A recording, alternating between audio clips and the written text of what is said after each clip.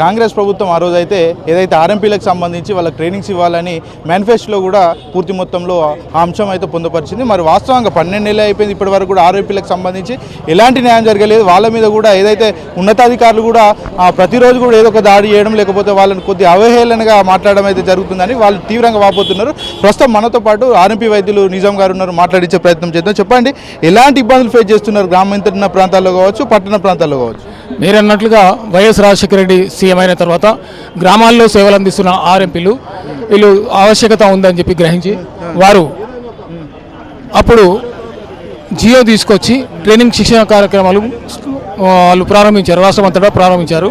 ఆ శిక్షణ కార్యక్రమాలు ఆ తర్వాత తన తెలంగాణ ఉద్యమం స్టార్ట్ అయిన తర్వాత ఉద్యమ కాలంలో టీఆర్ఎస్ ప్రభుత్వం వచ్చిన తర్వాత దానిని కొనసాగిస్తామని చెప్పారు. ఆ ట్రైనింగ్ తీసుకున్న వాళ్ళు మధ్యంతరంగా ఆగడం జరిగింది. చాలామంది ట్రైనింగ్ తీసుకున్నారు, ఇంకా కొంతమందికి ట్రైనింగ్ ఇవ్వాల్సి ఉండే. దాన్ని కొనసాగించి ఇస్తామని చెప్పిన టీఆర్ఎస్ ప్రభుత్వం దానిని కొనసాగించలేదు, ఇవ్వలేదు. ఇప్పుడు మళ్ళీ కాంగ్రెస్ ప్రభుత్వం వచ్చిన తర్వాత కొనసాగిస్తామని చెప్పి మేనిఫెస్టోలో పెట్టిన దాన్ని కూడా వాళ్ళు అమలు చేయకుండా ఇప్పుడు టీఎస్ఎంసీ వాళ్ళతోటి దాడులు, అంటే వాళ్ళు దాడులు చేస్తున్నారు. అయితే ప్రభుత్వం చేస్తున్నట్టుగా ఇక్కడ ఆర్ఎంపీలు ప్రభుత్వం వెనుక ఉండి చేస్తున్నట్టుగా గమనించాల్సిన అవసరం వస్తుంది. ఎందుకంటే ప్రభుత్వం మేనిఫెస్టోలో, అంటే కాంగ్రెస్ మేనిఫెస్టోలో పెట్టిన తర్వాత కూడా దానిని ఖండించకపోవడం, వారిని ఆపకపోవడం వలన ఈ ప్రభుత్వాన్ని కూడా తప్పుపట్టాల్సిన పరిస్థితి ఏర్పడుతుంది. అయితే 50,000 మంది ఆర్ఎంపీలు గ్రామాల్లో కూడా సేవలు అందిస్తున్నారు. ఐక్యరాజ్య సమితి దృష్టిలో కూడా గ్రామాల్లో సేవలు అందించాలంటే ప్రతి ప్రజలకు సేవలు అందాలి, ఆరోగ్య సేవలు అందాలంటే ఆర్ఎంపీ అవసరం ఉంది. కాబట్టి ట్రైనింగ్ శిక్షణ ఇచ్చి వీళ్ళకి సర్టిఫికేట్లు ఇచ్చి, శిక్షణ ఇచ్చిన వాళ్ళకు సర్టిఫికేట్లు ఇవ్వాలని, దీన్ని కొనసాగించాలని ప్రభుత్వాన్ని డిమాండ్ చేస్తున్నాం. అంటే గ్రామీణ ప్రాంతాల్లో చాలా వరకు కూడా ఆరోగ్యాన్ని ఏదైతే ఆర్ఎంపీ డాక్టర్లే చాలా వరకు అందిస్తారు. మరి కార్పొరేట్ హాస్పిటల్లో చేరుకోవాలంటూ కూడా చాలా టైం పడుతుంది. ఈ మధ్య కాలంలో ఆర్ఎంపీలు అయితే కీలకంగా వ్యవహరిస్తారు. మరి ఇట్లాంటి ఆర్ఎంపీ డాక్టర్లకు ఇబ్బంది లేదు. అయితే రేపు ప్రజల పరిస్థితి ఏది, గ్రామీణ ప్రాంతాల్లో ఉన్నటువంటి పేదల పరిస్థితి ఏది?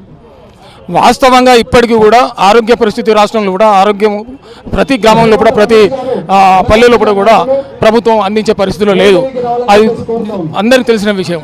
దేశంలో కూడా అదే పరిస్థితి. అయితే ప్రజల్లో కూడా గ్రామాల్లో కూడా ఆరోగ్య సేవలు అందాలంటే రాత్రింపగలు సేవలు అందించే ఆర్ఎంపీలు కొనసాగాల్సిన అవసరం ఉంది.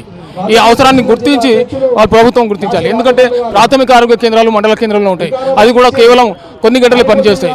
అందులో అక్కడికి చేరుకోలేరు. ఆరోగ్యం ప్రజలకు తీవ్ర అనారోగ్య పరిస్థితి వస్తే వాళ్ళు పట్టణాలకు చేరుకోలేరు. కార్పొరేట్ దోపిడీకి వాళ్ళు భరించలేరు. కాబట్టి కార్పొరేట్ సేవలు వాళ్ళు ఉపయోగించుకోలేరు. పేద ప్రజలు వాళ్ళు కూలీనాలీలు రాత్రుల్లో కూడా వాళ్ళకు వైద్యం అందాలంటే ఆర్ఎంపీ వ్యవస్థ ఉండవలసింది. దాన్ని వాళ్ళు చట్టబద్ధంగా గుర్తించి శిక్షణ ఇచ్చి సర్టిఫికేట్లు ఇచ్చి దాన్ని కొనసాగించాలని ప్రభుత్వాన్ని డిమాండ్ చేస్తున్నారు. మేనిఫెస్టోలో ఆర్ఎంపీల గురించి పెట్టినందుకు చాలా వరకు కూడా ఆర్ఎంపీ డాక్టర్లు కూడా కాంగ్రెస్ ప్రభుత్వం రావడానికి కృషి చేశారు. ఇలాంటి ఆర్ఎంపీ డాక్టర్లు ఈ రోజు ఇబ్బందులకు గురవుతుంటే మరి ప్రభుత్వం ఎందుకు పట్టించుకోవట్లేదు? అంటే ఆర్ఎంపీ డాక్టర్లు అంటే ఎందుకు ప్రభుత్వం చిన్న చూపు చూస్తుంది? వాస్తవంగా దురదృష్టం ఇది, ప్రభుత్వం చిన్న చూపు చూడడం. గతంలో కూడా గుర్తించారు, గతంలో కాంగ్రెస్ ప్రభుత్వం గుర్తించింది.